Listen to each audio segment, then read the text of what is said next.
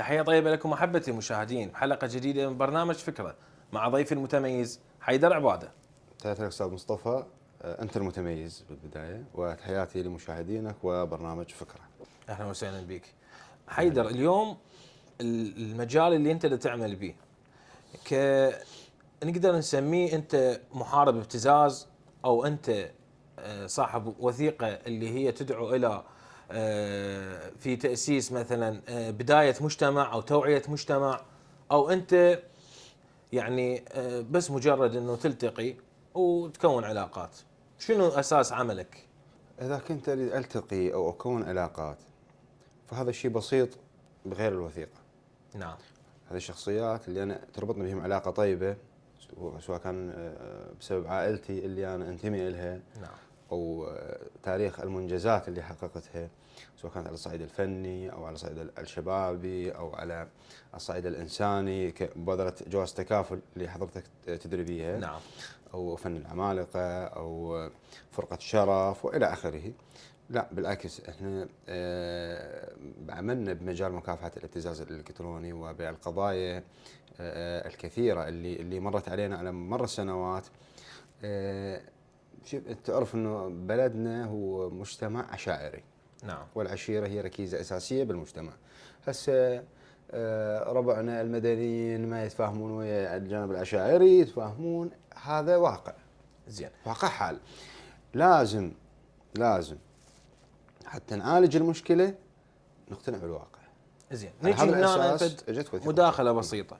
الجانب العشائري اليوم احنا اغلب المشاكل سابقا كانت نفرض المشاكل عائلية، مشاكل اجتماعية، ممكن ان تنحل بالبيوت، ممكن ان تنحل مثل ما نقول انه حسب المثل المعروف بوس عمك بوس خالك.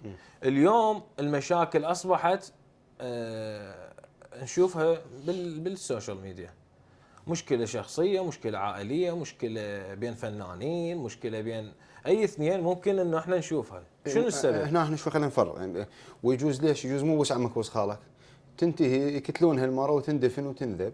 مو زين. ليش شوي مو، لا خلينا شوي نكون واضحين. زين. وسكاتي بوس عمك بوس خالك.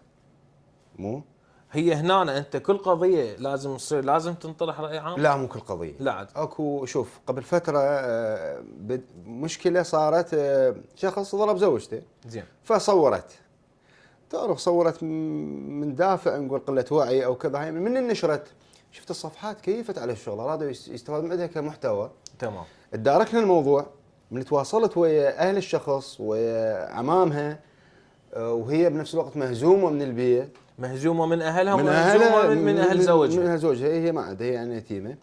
شفت اكو تفاهم، اكو اطراف انه راح نضمن حياتها زين. بدون ما نسوي هاي الشوشره وبدون ما تصير طشه وسوالف وكذا. هاي نهينا القضيه، وهذه الشيء موجوده هي واخواتها ببيت محترم، وافقوا انه ينتهي النشر هذا وتنسد الشغله. تمام. احنا لا، للاسف نشوف الصفحات او البيجات استاذ مصطفى بايادي تفتقر الى الوعي.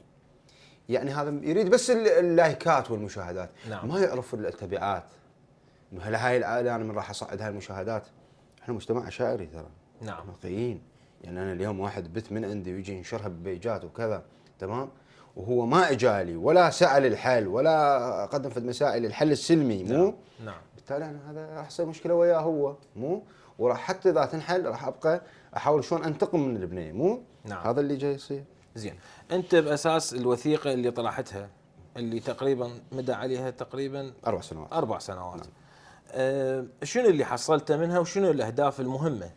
الوثيقة طبعا أهم نقطة بالوثيقة هي مساهمة بنشر التوعية.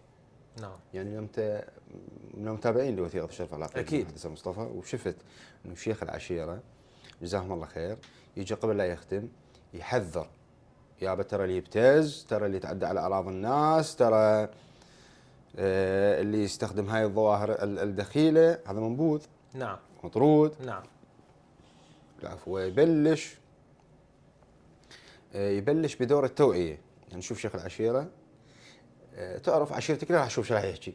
اكيد. راح يحذر من الابتزاز الالكتروني، وراح يحذر من الاستغلال، ويحذر من استغلال الاطفال، ويبين للعشيرة ترى اللي يفوت بهاي الشغلات راح نعتبرها سودة، ويعني ما راح نطالب وراه. نعم. اذا هذا انجاز نعتبره كبير من البصره الى زاخو.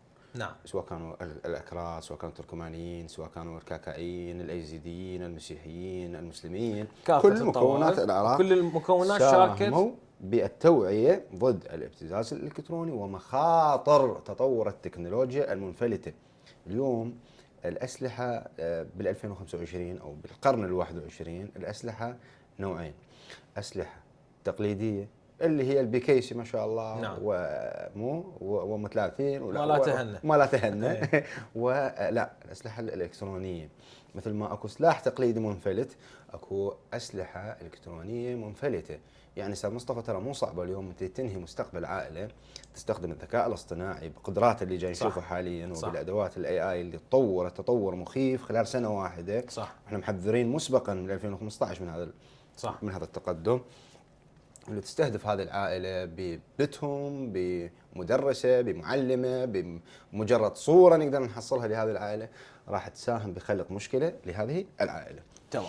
انت ساهمت بهذا الشيء كله. نعم. وحققت لقاءات وانجازات كلش عظيمه. نعم.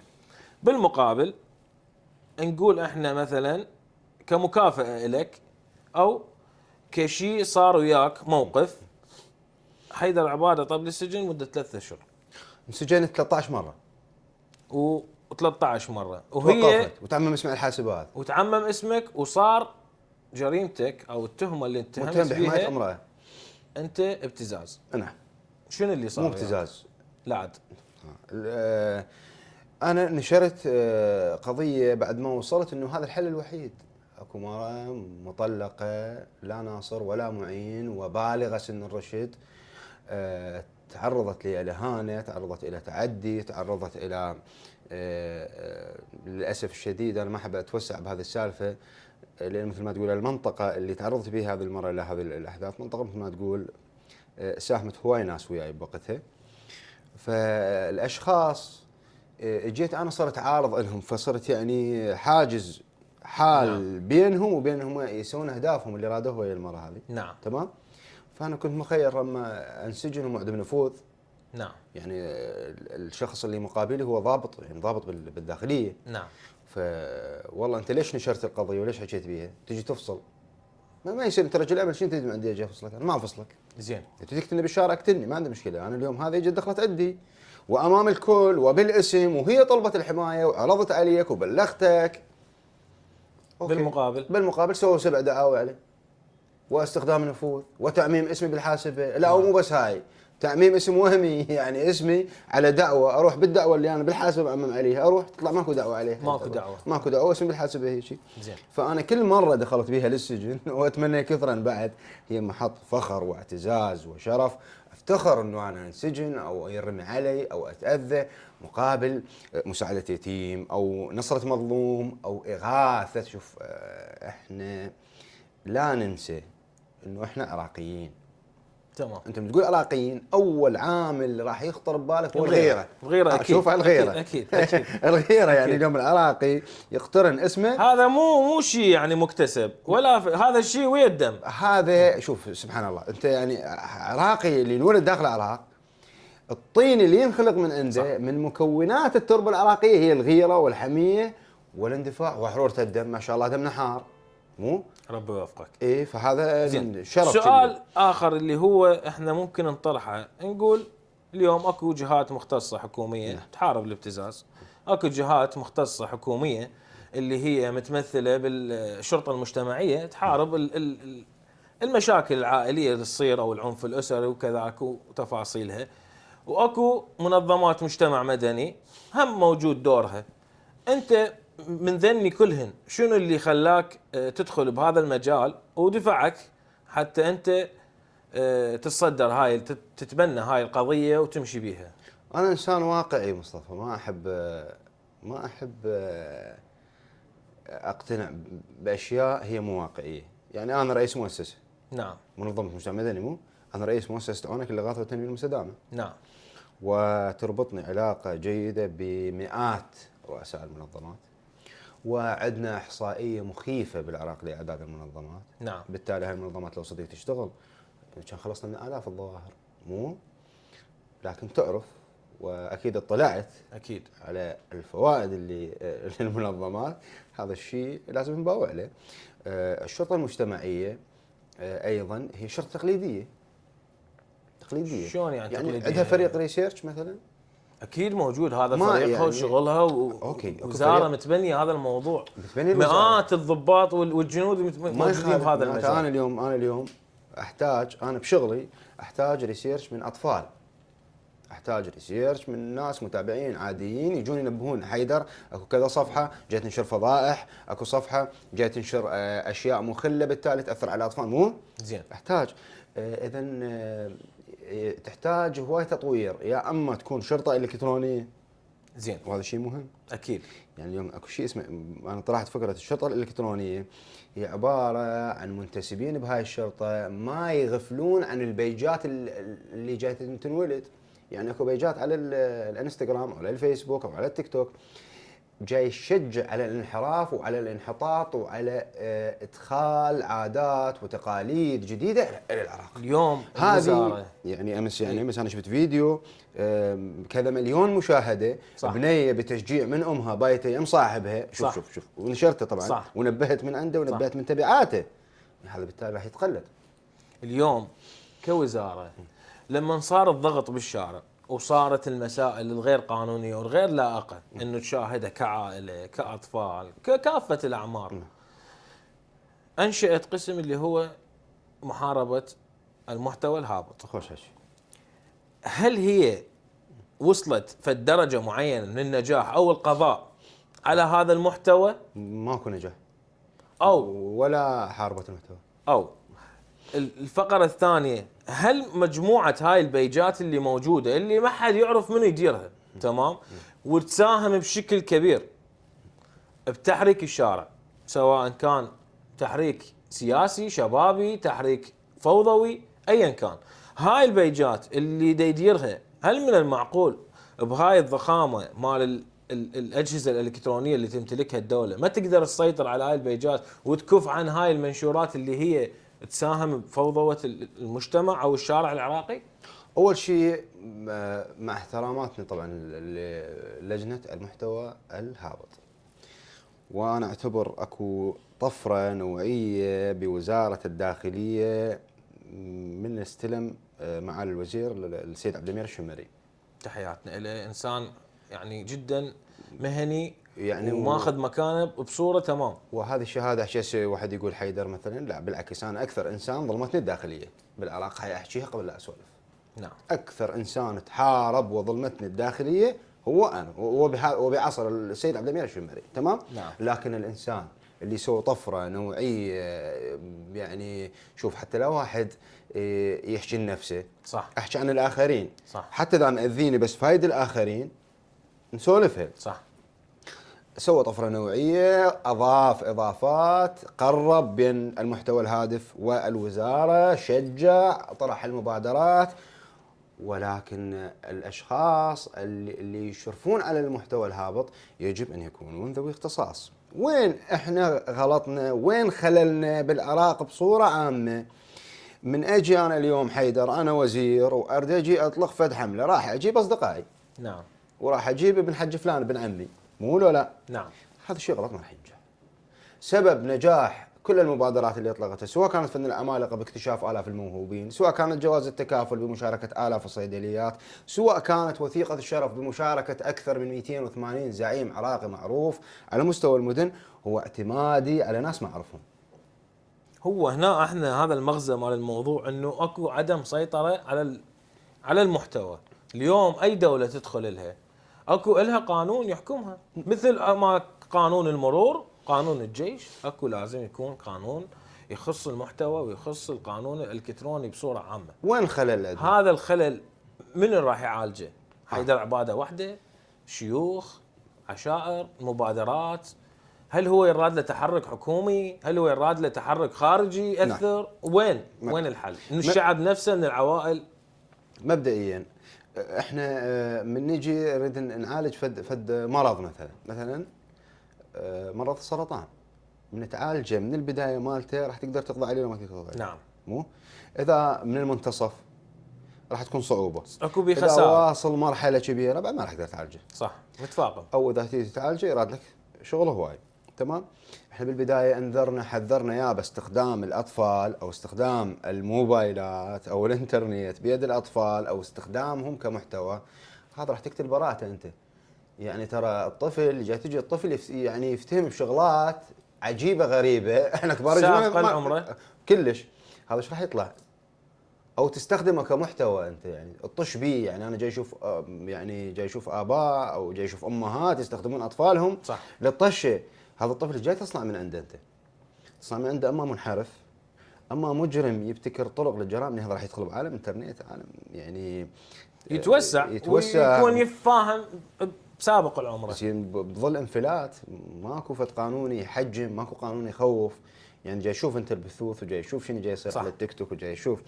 فاحنا حتى حذرنا انه السنوات القادمه هذول الاطفال اللي يستخدموا الموبايل واستخدموهم كمحتوى كبروا. هذول حاليا كبروا، صار صح. عمرهم 28. صح. مو صار عمره 30 حاليا هذا. صح. لان بدايه الانترنت كان عمره 7 سنوات 6 سنوات. زين هسه صار شاب صار شاب. هذا راح تكثر نسبة الإلحاد، راح تلقى هواي ملحدين بالسنوات القادمة، كلش ملحدين وأفكار جديدة وأفكار دينية جديدة راح تنولد بالعراق. النقطة راح السطر وأنا مسؤول عليها هذا الكلام. نعم. راح تظهر عندك طرق جديدة بالجرائم. نعم. يعني مثلا اذا مثلا شفت مثل رش ماده التيزاب اللي انتشرت هسه اخر فتره. صح.